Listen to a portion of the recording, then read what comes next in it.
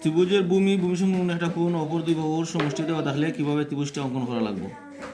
আমরা কইছি ত্রিভুজের একটা ভূমি আঁকি নিলাম, মনে করো দিলাম আমি একটা ভূমি দিলাম 7 সেন্টিমিটার, আর অপর দুই বাহুর সমষ্টি সেটা দিলাম একটু লম্বা করে দিলাম, সমষ্টি দিলাম মনে করো 10 সেন্টিমিটার। এরপরে কইছি একটা কোণ 60 ডিগ্রির মতো লইমু, এই যে দিলাম কোণের দায়। প্রথমে দেখো ভালো করি, এই যে কোনো রেখাংশ ভালো লই নিলাম আমরা।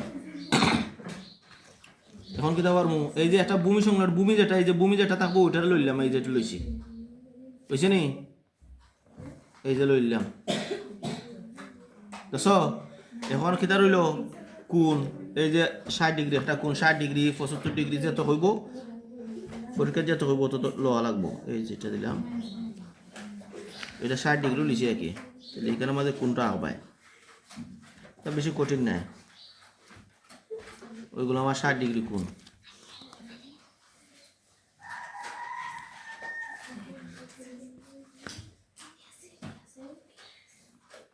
এখন এই সমষ্টিটা কাটবো আমরা। সমস্যা হচ্ছে রে,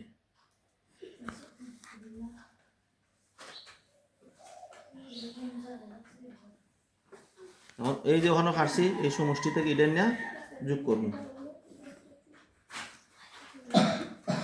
এখন এই যে ওখানে কাটা পড়ছে ওখানেও বইয়া এখানে একটা যে কোনো একটা ব্যাসার্ধ দিব, এই যে দিচ্ছি দিয়া ওটা ওখানেও বইয়া ওই দিক থেকে ওটার উপরে ও রেখার উপরে ওই কোণের সমান করে কোণ আঁকতাম।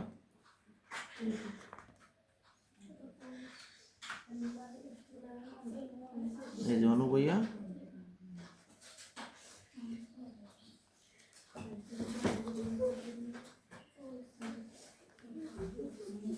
তো এইগুলো শেষ। সমষ্টির ভিতরে দেবো না, সমষ্টি থাকলে তাইলে আমরা এখানে যদি এ দেই, এখানে যদি বি দেই, এখানে সি দিলেই আমরা রইগুলো।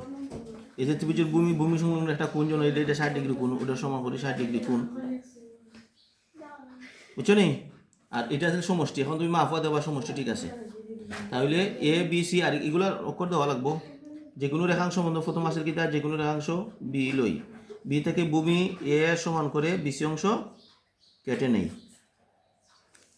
বি বিন্দুতে কোণ সি বি এফ আঁকি, সি বি এফ আঁকি। বি এফ থেকে সমষ্টি এস এর সমান করে বি বিডি অংশ কেটে নেই, এই যে বিডি অংশ কেটেছি, কাটছিলাম না নি।